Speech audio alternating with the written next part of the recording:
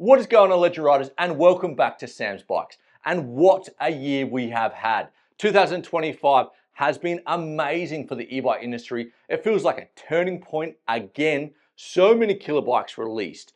And this is my top 10 electric mountain bikes for 2025. And in this list, there's all killers, no fillers. It's so hard to pick your favorite electric mountain bike for 2025/26. But riders, stay on to the end because I'm going to chime in and let you know my absolute favorite bike right now. Let's get to it. And the first bike on the list absolutely exploded onto the market in 2024, blowing up my YouTube channel. Any bit of content I put on my channel absolutely got record views. And quite frankly, I've never seen so much interest in a new bike and a new bike brand. And that is, number one, the Amflow PL Carbon. Rolling on 29 wheels, or it is mullet compatible. We've got 160 mils of travel up front and 150 in the rear, powered by the Avinox motor with a whopping 120 newtons of torque and 1,000 watts of peak power, coming with a 600 or an 800 watt hour battery, available in 4 sizes and weight starting from 19.2 kilos and prices starting from 6,500 euros. So why's the Amflow made the list? Well, first off, power to weight ratio. This is an incredibly powerful light electric mountain bike. Also innovation. Amflow absolutely exploded onto the market in 2024, continuing to do that in 25.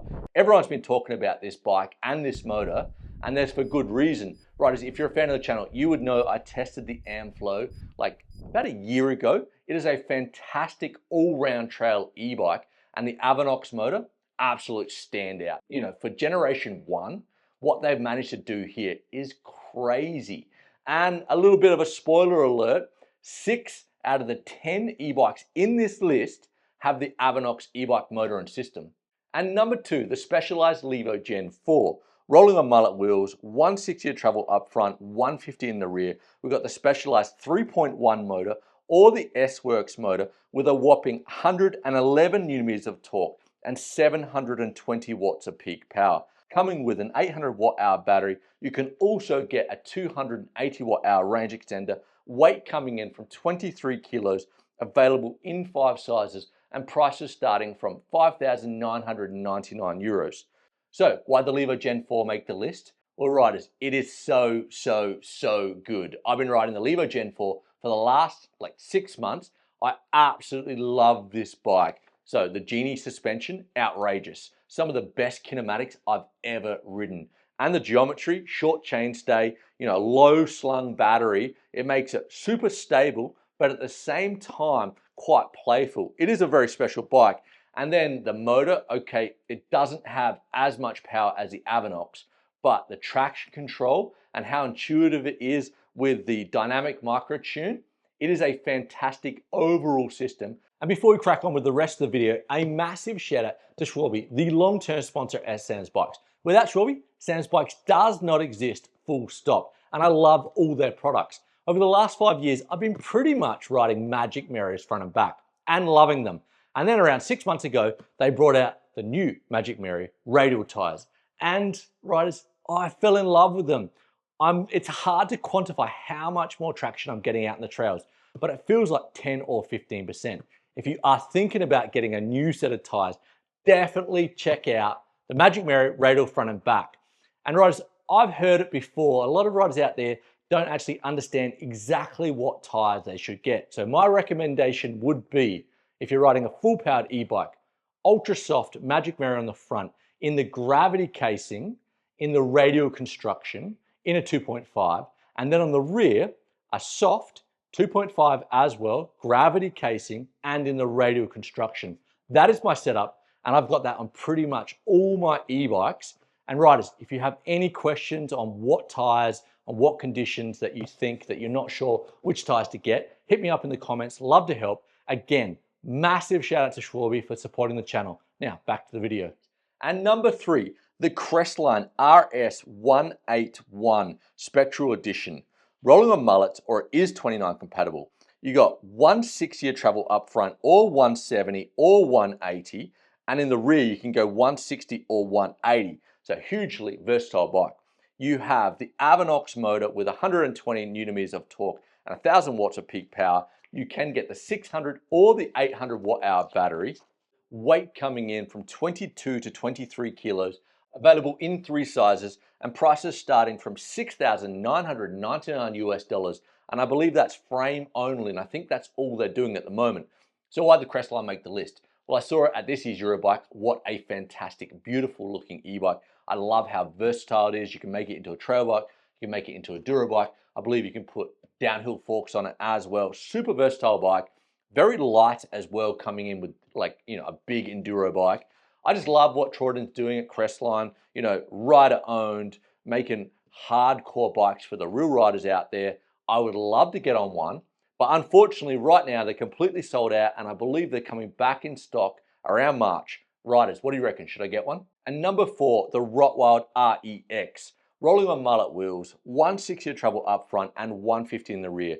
The Avinox motor with the first quick release 864 watt hour battery, coming in at an incredibly light 21.4 kilos, available in 4 sizes and prices starting from 9,999 euros. So why did the Rotwild make the list? Well, riders, just check it out. What a beautiful looking e-bike, and a quick release 864 watt hour battery coming in sub 22 kilos. Sign me up. And riders, I have spoken to Rotwild, and I think they're going to be sending it out. Fingers crossed. And number 5, the Unno Mith. Rolling on mullets, 170 treble up front, 160 in the rear, Avinox motor, coming with an 800 watt hour battery, weight coming in from 22 kilos, available in 4 sizes, and prices starting from around 8,000 euros. So why did the Mith make the list? Well, again, I saw it at this year's Eurobike, and wow, what a beautiful bike in person.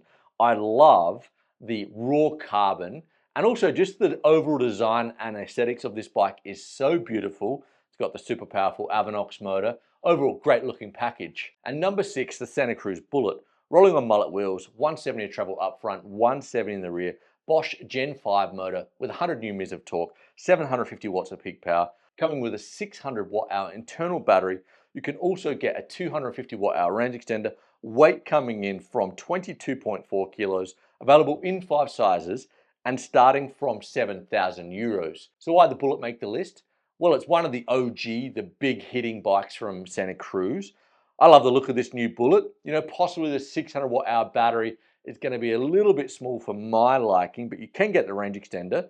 And overall, just a fantastic looking bike. And number 7, the Yeti LTe, which is rolling on 29ers. We've got 170 treble up front, 160 in the rear, Bosch Gen 5 motor with an 800 watt hour battery, weight coming in from 23.3 kilos, available in 4 sizes, and prices starting from 9,800 euros. So why did the Yeti make the list? Well, it's a Yeti, and it looks like a fantastic bike. 170, 160, big 800 watt hour battery, that 6Finity suspension linkage.